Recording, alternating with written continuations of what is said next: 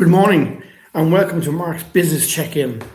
Today is Thursday, the 22nd of January, and looking at the window, it still looks dark out, and the weather's mad because last night I was out and letting the dogs out do their business at 11 o'clock, and it was very mild. There was no wind. It was very mild, and actually, if we had a day like it was last night, it would have been a fantastic day. Rather than have all the rain we have, but that's not the weather forecast. So really welcome you on board. As I said, we do this show every morning, 7:30 a.m. for about 20 minutes, and we're live on LinkedIn, YouTube, and Instagram, and we're also live on TikTok as well. So I'm just putting Instagram live there. So this is a show where I talk about why over the last 30 years, 35 years of businesses that I've had and I've worked in, and to give you advice and trying to tell you the mistakes I made that hopefully you won't make, and the things that worked well for me that will work well for you, that help you grow your business and develop your business even quicker. One thing I want to talk about this morning, and being Thursday, is about why people become entrepreneurs, why people become self-employed. And entrepreneur is a word a lot of people use only when really for other people when they sell their company. Before you sell your company, you're just self-employed, okay? Or people who want to sound posh will say entrepreneurs, but we're all self-employed. So I interviewed Mark Scott there about 2 or 3 months ago, a fantastic chap who lives in Scotland. He's the founder of Bella and Duke. Have I got that right around? Yeah, Bella and Duke. It's a natural dog food company selling fantastic natural dog food stuff. So I interviewed Mark. Mark is an extraordinary entrepreneur. He had other companies before that which he sold, and he set up Bella and Duke because his own dog had got cancer and got very sick, and he investigated the food that all the dogs and all were eating, and realized that there were a lot of food that they eat out there is all crap. So that's why he decided to develop a company that the dog food is all natural stuff. And that's how Bella and Duke came to be. So but he had a post up yesterday with a saying which sort of sums up why people become entrepreneurs. And the saying is, you have to do what most people won't do to have what most people don't have. So if you think about that saying for a minute, I'll say it again. You have to do what most people won't do to have what most people don't have. I think that's why an awful lot of people become entrepreneurs and become self-employed and go out and do business for themselves, because they want to have things that realistically 99.9% of people who work for other people won't have. Maybe they want to have a certain type of house, or they want to have a certain type of lifestyle, or maybe they want to take 4 or 5 weeks holidays a year, or maybe they want to drive a certain car, or maybe they want to travel the world 3 or 4 or 5 times a year, and they want to bring their family on extraordinary holidays, or maybe they want to have private education for their children. There's a whole load of reasons why people want to work for themselves. And maybe it's just that they feel they would have a better quality of life if they work for themselves. And again, to read that saying out to you, you have to do what most people won't do to have what most people don't have. And that's so true. Going out on your own and starting your own company might sound easy, but it's a very hard thing to do, and most people won't do it. Most people won't leave a job, and a job with security and a paycheck every single week or every single month, to work for themselves with the insecurity of knowing when their money is coming in, to knowing who the next customer is. Because for the first year or 2 or 3 years, it may take a while to actually build up a customer base or a client base where you have a regular income. So the first half of that statement is, you have to do what most people won't do.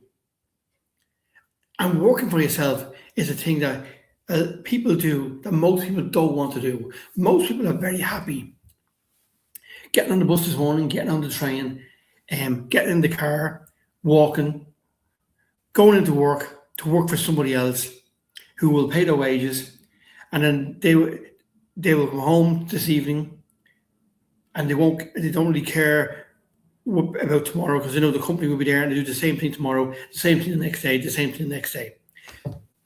The majority of people are very happy working for somebody else. They really are, and there's nothing wrong with that. But there is a minority of people who don't want that. And they will do what most people won't do, to have what most people don't have. So they will work for themselves to have that 5-week holiday.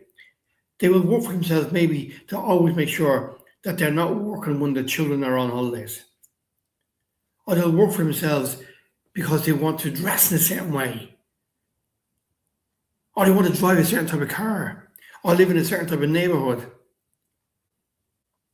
They will work for themselves because they want something that most people don't have. Because let's face it, if you work for somebody else, you have 21, 22 days holidays a year. That's it. So you can't have your 5 or 6 or 7 weeks off during the summer. You can't build up time during the year of working loads of overtime and loads of extra time because your income is fixed. Okay, you may be on some commission, but in reality, your income is fixed. When you work for yourself, your income is not fixed. It's up to you how much you want to earn. Now, some days can be terrible. When I work for myself, some days, some weeks, some months, you have no money. Other times, you have loads of money. And that is a challenge of working for yourself. But if you want to have what most people don't have, you're willing to take on those challenges and willing to take on those risks to do that. And that's why an awful lot of people work for themselves. And you'll hear stories, like only when people sell companies will they tell you how tough it was when they're running their own business. The times had to go without because there was no money there. Our customers hadn't paid them yet because the bills weren't due or the bills were due and they had to chase it.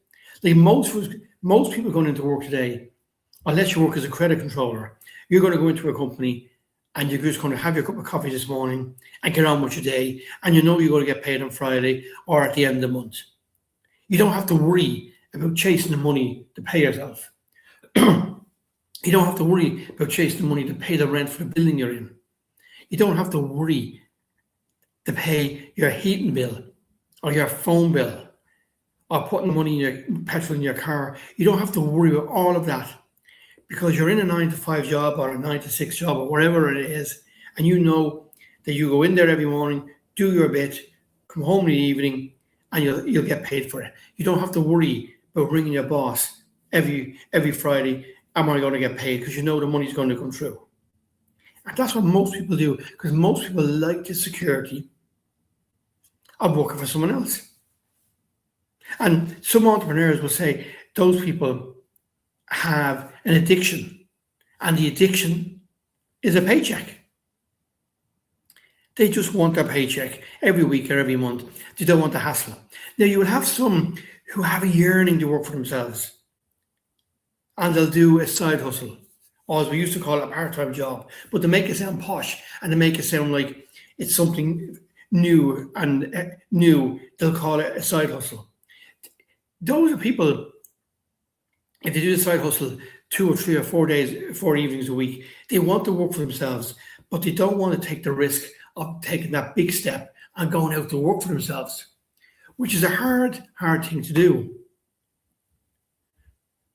But the people who do it get what most people don't have. And the rest of society look at people who are working for themselves, and when they see them in the big car or in the big house or dressing really well or going to the fancy restaurants, they'll say, well, they're doing something wrong. They must be doing something illegal. They must be pulling a stroke somewhere. When in fact, all the self-employed person is doing is working their backside off to make a living.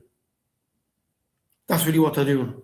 And that's why when I saw that quote, you have to do what most people won't do to have what most people don't have. It's a very powerful quote. And I would say most people who work for themselves should have that up on the wall and frame it. And should remind themselves every day of why they're working for themselves. Like a lot of us, when we work for ourselves, you get lost in the daily exercise of the business. You get lost of chasing sales, chasing money, chasing marketing ideas, chasing new products, chasing new services.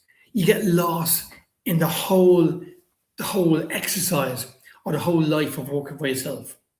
That every now and again, you have to remind yourself why you do it. And I used to work with someone, and we had a great saying that if it was easy, everyone would be doing it. And it's not the point. If it was easy to work for yourself, everybody would be doing it. But that is why only a hardcore people do it. In the world, when I did a bit of research there, only about 1 to 2% of everyone in the world actually work for themselves. Like if you think about it, the thousands working for Google, 2 people started that company. They employ all those people. Stripe, 2 people started Stripe, 2 Irish lads. Everyone working for Stripe works for them. Everyone working for PayPal, for eBay, for Facebook. There's thousands upon thousands upon thousands of people working for someone else. Civil servants, they work for the government, they work for the public. They don't work for themselves. Some people like to give the impression that they have control over their lives. But if you work for somebody else, you don't have control. The only control you have is, you know, you're going to have 21 days holidays a year or 22. You know you have to be in work at 8:30 or 9 o'clock every morning. You know you're going to finish around 5 or 5:30. You know you're going to have maybe a half an hour for lunch.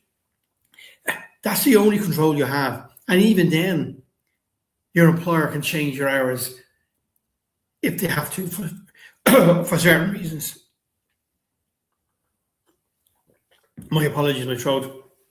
So even then your employer might decide, actually, we're moving the company down the road, we're going to a new building. And maybe you'll now have to travel 10 minutes further or 20 minutes further. But you have no control over what the person who you work for does or where they bring the business. You may think you have, but you don't. The person who owns the business will decide ultimately where that business is going. You're just on the journey with them. You're in the carriage. They're driving the train. And they elected to drive the train. You didn't. So you elected to be a passenger. So if you work for somebody else, you elected to be a passenger on their journey. And you elected to be part of that journey and to help them with that journey. And that's why sometimes some people get annoyed that they work for someone for 5, 6, 7, 8, or even 10 years. And that person then goes and sells the company. And people who have worked for them for 5 or 10 years think they should get some of the proceeds of the sale. Which they forget they haven't taken the risk.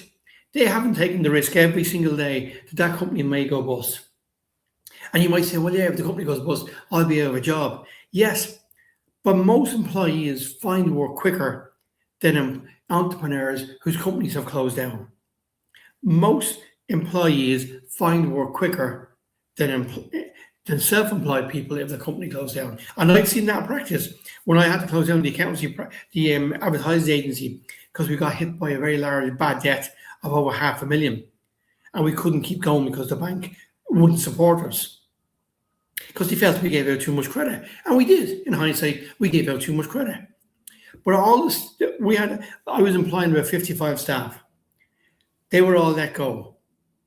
Within about 2 weeks, nearly all those staff members were working for somebody else, getting paid, continuing to receive a paycheck. I wasn't. I had to help the liquidator wind up the company. And then when you go looking for a job, people say, oh, he used to run that company that went bust. And it's sort of, there's a stigma attached to it for a certain length of time until that stigma goes away. But the employees continue on the journey of receiving a paycheck every week. They just have changed carriages. They've pulled into a train station. They've got off the carriage of one company and gone to work for another company as a passenger in the carriage with a new train driver. That's what they've done. And that's why people who are self-employed do what they do. They like working for themselves, but they also, from all the ones I've met, they like having control over their own destiny. And having control over your own destiny doesn't mean you're going to become a multimillionaire.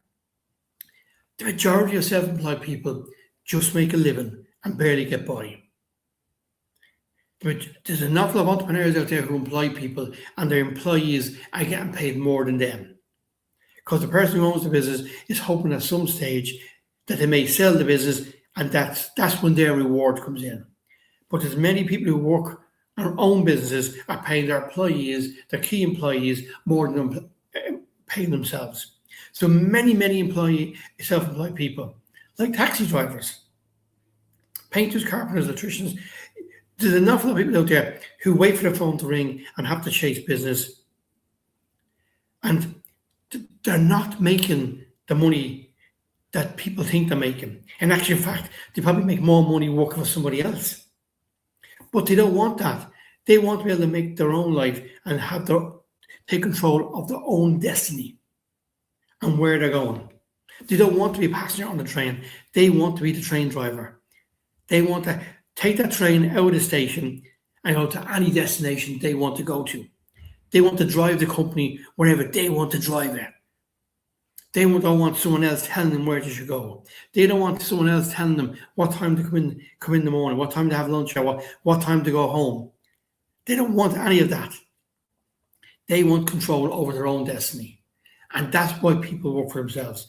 And that's why that statement, if you haven't already heard it, I'll read it again. You have to do what most people won't do to have what most people don't have.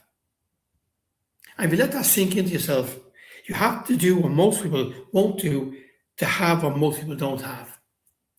So if you see someone driving that big fancy car, or living in a nice neighborhood, or going, or going on 4 or 5 holidays a year, or going on a big Christmas holiday and a big summer holiday, or buying a summer house, and they work for themselves. That's their reward for working for themselves. You don't have it because you don't work for yourself. And there's nothing wrong with that. You're a passenger on a train helping someone else control their own life. And that's what it's all about. That's why people become entrepreneurs. That's why people become self-employed. Some people are forced into being self-employed. Maybe they are working for someone else and the company they're working for closes down and they say, well, this is it. No more of this shit. I'm not working for someone else anymore. So that if they do a bad job, I'll lose my job. So they make themselves go and work for themselves. And maybe they're at a certain stage in life, maybe they're 50 or 60. I've been there, where maybe they find it very hard to get a job because ageism is rampant within society. Ageism in the workplace in the UK and Ireland is rampant. And if you try and get a job when you're 50, 55 or 60, it's nearly impossible. So maybe they decided, well, I'm at an age now, like Colonel Sanders or Kentucky Fried Chicken, that they're going to do something for themselves. Maybe to bulk up their pension. Remember, Kentucky Fried Chicken, Colonel Sanders did not start that company till after he retired and he realized his pension was so low that it wouldn't keep him in the style he was used to. So he had to find a business to start, and that's the business he started. Now, I would say he didn't want to start the business at 60 or 65. Most people don't. Most people at that age are slowing down. They're not recharging the batteries. The Duracell batteries are going down. They're taking life much easier. They're putting on the fluffy slippers. But for other people, that's not what it's about. I know a lady who has a florist. She's in her late 70s. She's in that business every single morning around 6:30, 7. And at Christmas time, she's in there 4 o'clock in the morning. And she has more energy than a lot of 20, 30, and 40 years old. But she controls her own destiny. And that's what it means to work for yourself. You're looking and you're controlling your own destiny. So just remember that statement this morning. from Mark Scott of Bella and Duke. You have to do what most people won't do to have what most people don't have. And if you're working for yourself, you should pin that on the wall. Pin it on the wall somewhere if you work for yourself. And maybe if you're thinking of working for yourself, if you're thinking of going out on your own, maybe you should read that statement a few times a day. Because if you go out on your own, you are going to have what most people don't have. You really are. And one of the big things you're going to have there is control over your own destiny. So I want to say goodbye and good morning to everyone who has joined us on LinkedIn, YouTube, and Instagram. Thanks so much for joining me this morning. I really appreciate it. Don't forget, we're live every weekday morning at 7:30 a.m. It's the Mark Business Check-In. If you missed any of our shows, or you want any free YouTube videos for like on training, on marketing, just go to our YouTube site, Mind's Eye Education, and make sure you hit the follow button or the subscribe button, so that every time we're live or every time we put up new videos, that you'll get a notification. So if you just hit the follow button on most of the social media, or the subscribe button on YouTube, at least that way, when we put up new training videos or new free stuff, that you'll have access to it, right? But as I said, there's an awful lot of interviews I've done with well-known entrepreneurs. So it's not only about running your business, but about dyslexia, dyspraxia, ADHD. It's all up there on our YouTube channel at Mind's Eye Education. So to everyone on LinkedIn, YouTube, and Instagram, thanks so much for joining me this morning. I really appreciate it. And tomorrow is Friday, so we'll have a wrap up tomorrow. And look forward to you joining me then. I'm really grateful for everyone who is downloading the videos and downloading our podcast as well. Really, it's fantastic. Thanks very much.